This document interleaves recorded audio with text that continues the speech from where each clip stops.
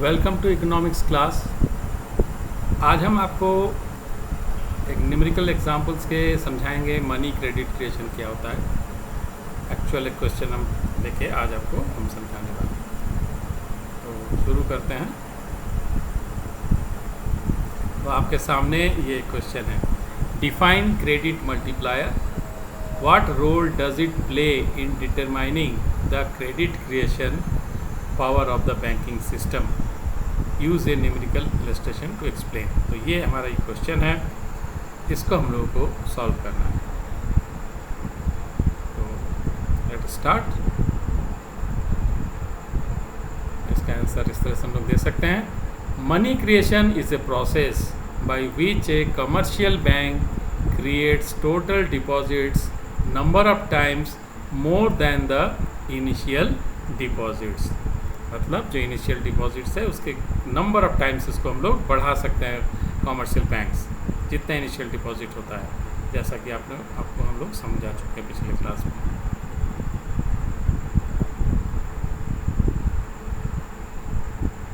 The process of credit creation is based on the following assumptions. तो इसके लिए कुछ एजम्पशंस होते हैं। वो क्या होता है? पहला है, there is a single banking system in the economy. मतलब एक ही जैसे बैंकिंग सिस्टम है, ये एज्यूम करते हैं। दूसरा, all transactions are routed through banks. तो ये सारे जो ट्रांजैक्शंस है बैंक के थ्रू से ही किया जाता है। ये दोनों जो एज्यूम्शंस किया जाता है इसको समझाने के लिए। ये और कोई बैंक नहीं है, एक ही बैंक है, सारा ट्रांजैक्शन जो है उस बैंक के थ्रू से ही होता है। ये एज्यूम करके हम लोग चलते हैं।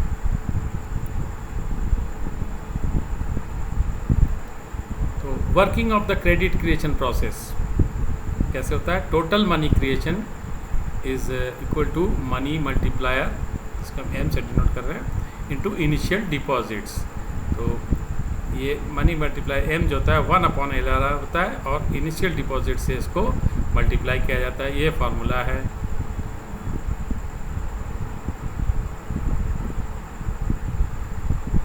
तो ये देखिए जो डिपॉजिट है 10,000 पहले है, अब उसमें 10% रखा गया, दैट मीन्स LRR जो है 1000 ये रखा गया है, और बाकी जो 9000 है ये लोन के रूप में दे दिया जाएगा। अब ये लोन जो है फिर नेक्स्ट राउंड में ये डिपॉजिट बन जाएगा, क्योंकि बैंकिंग के थ्रू से ही होना है बैंक के। अब इसमें से इसका 10% दैट इज़ 900 ये LRR के रूप में बैंक रख लेगी, और रिमेनिंग जो 8100 है ये फिर लोन देगी।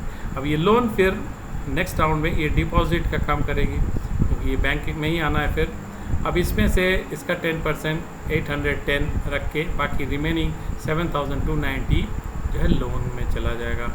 तो फिर ये डिपॉजिट बन जाएगी नेक्स्ट राउंड में। इस तरह से चलता रहेगा, और ये जब तक 1 लाख फाइनली इसका टोटल होगा, और इसका टोटल होगा 90,000, और इस 1 लाख का 10% ये 10,000, ये 10,000 हो जाएगी। तो जो 10,000 था वो बन जाएगा 1 लाख डिपॉजिट। इस तरह से यही है ये प्रोसेस, और जो क्रेडिट है वो बढ़ के 9,000 से 90,000 हो जाएगा।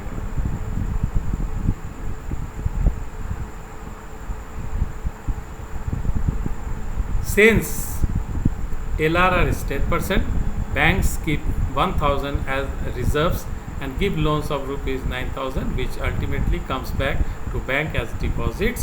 Out of this 9000, banks keep 10%, that is rupees 900 as reserves, and gives loans worth rupees 8100.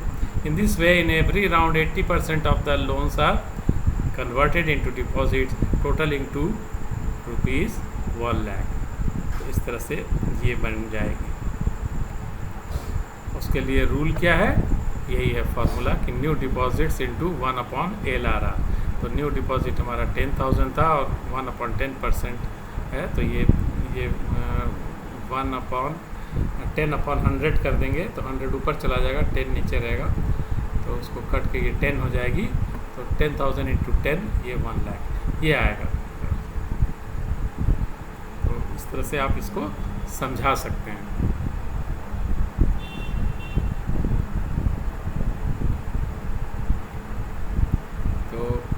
इतना ही है इसमें समझाने का, बहुत सिंपल ही है। इस फार्मूला को याद रखिए और इस तरह का एग्जाम्पल रखिए। देखिए बोर्ड में आ चुका है ऐसा क्वेश्चन, और आता ही रहता है अक्सर, रिपीटेड टाइम से पूछा गया है और पूछा जाता है रेगुलर। तो फिगर कुछ बदल सकता है और आपके ऊपर अगर छोड़ दिया जाए कि आप अपने से न्यूमेरिकल एग्जाम्पल दीजिए, तो कुछ इस तरह का फिगर लेके करिएगा, सिंपल इतना ही है। Okay, thank you.